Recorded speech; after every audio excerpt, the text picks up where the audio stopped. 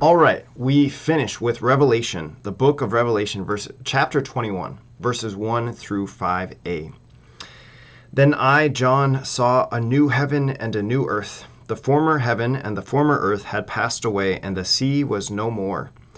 I also saw the holy city, a new Jerusalem, coming down out of heaven from God, prepared as a bride adorned for her husband. I heard a loud voice from the throne saying, "Behold, God's dwelling is with the human race. He will dwell with them, and they will be his people, and God himself will always be with them as their God.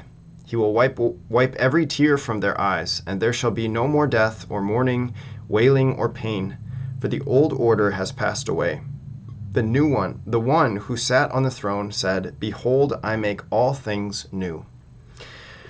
So good. There's actually so many references to the Old Testament here in this passage. So we know that we've been reading through Revelation. We actually skipped a huge chunk, obviously, from last week. I don't even remember where we were last week, but we skipped a huge chunk. Was it like chapter 7 or something like that?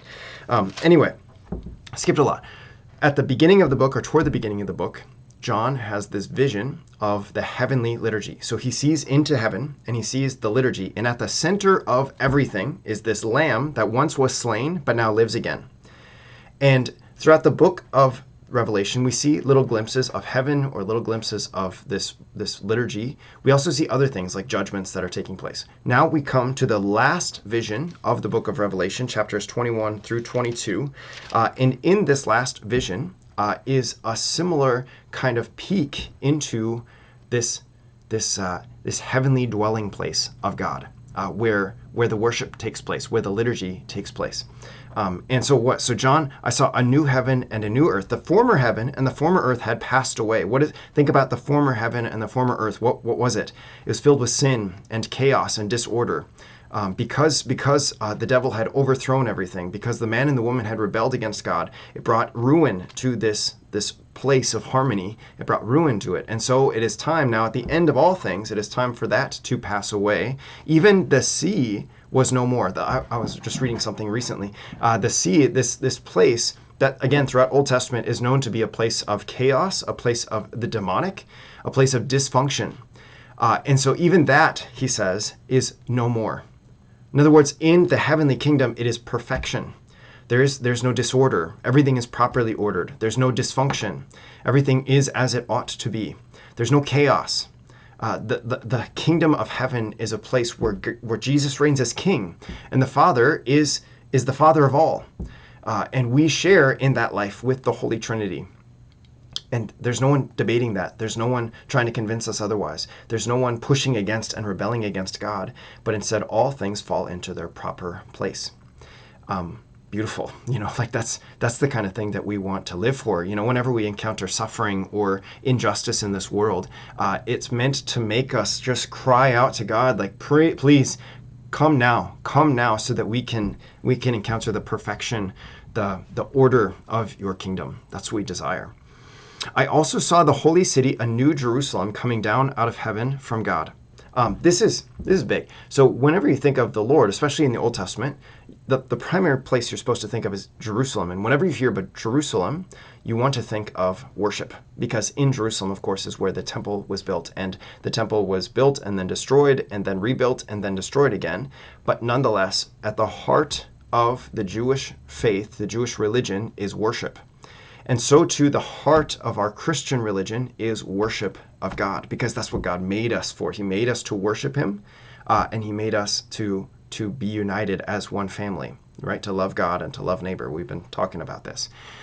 So that's at the heart of it. So whenever you hear about the New Jerusalem coming down, you think of worship, that heavenly liturgy that we're talking about.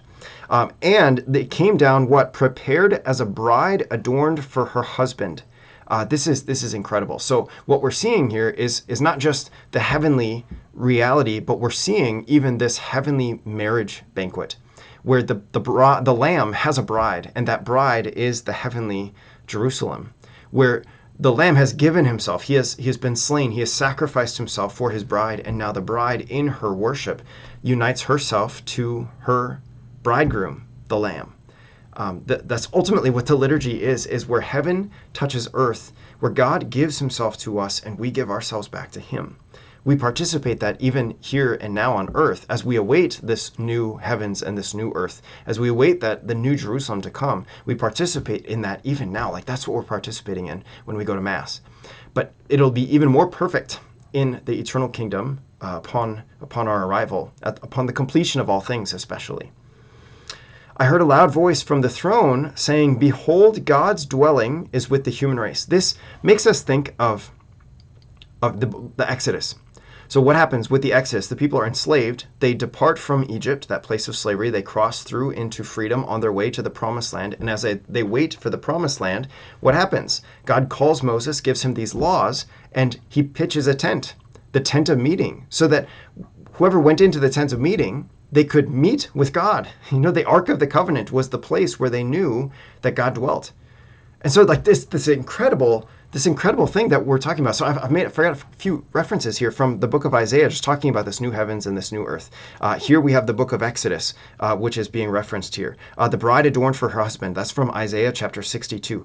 These more references. Okay, he will dwell with them, and they will be his people, and God himself will always be with them as their God. Again, this makes us think of the Exodus and the covenant that God establishes, not just with Moses. I mean, Moses is the mediator of that covenant, but God establishes that covenant with the entire people of Israel.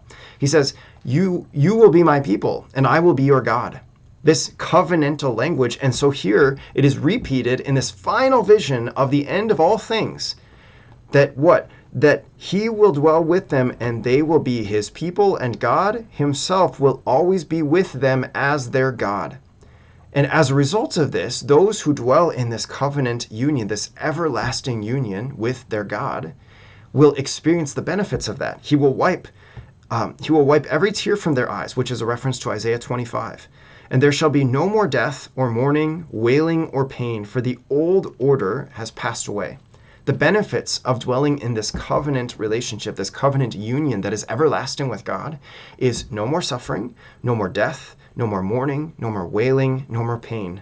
The old order, the order of sin and chaos and dysfunction and distress and discouragement and despair, it has passed away. The one who sat on the throne said, "Behold, I make all things new." That's the thing that we're meant to long for. And like I said, in a way, we participate or we enter into it in the liturgy, into the Mass. When we go to offer our worship, we get just a taste of it. And sometimes that taste is actually a little bit bitter, depending on our parish situation or our priest situation.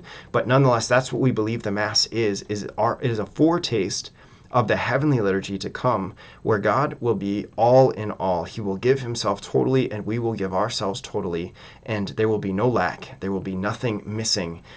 Even this, I think about this, like people who worry that their loved ones are not going to get to heaven. And to be sure, I don't know how that's all going to play out.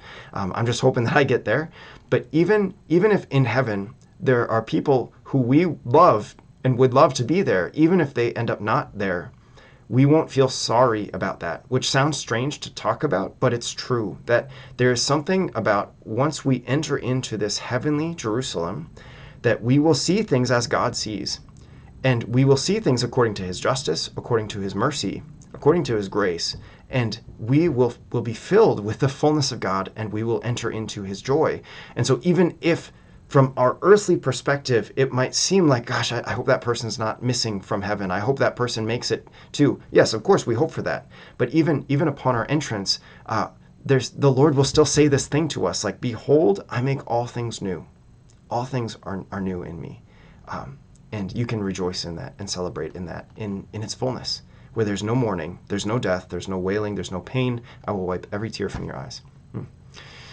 That's good. That's the thing that we long for. I long for it anyways. Thanks again for joining me this week. Oh man, it's so good. I know I say this every week, and I was thinking as I was saying it the first time that gosh, maybe I sound fake to people, but I really love this. I really love the Word. I love studying it and teaching about it as much as I'm able to. And I hope that you love learning, and maybe you're doing a little teaching yourself or finding some way to advance the kingdom, to go out and spread the good news. Just like St. Paul on his missionary journeys, just like the Lord Jesus, this is how they're gonna know that you're my disciples, is how you love one another. Brothers and sisters, let's strive to love one another. Okay, I'll look forward to seeing you next week. God bless you.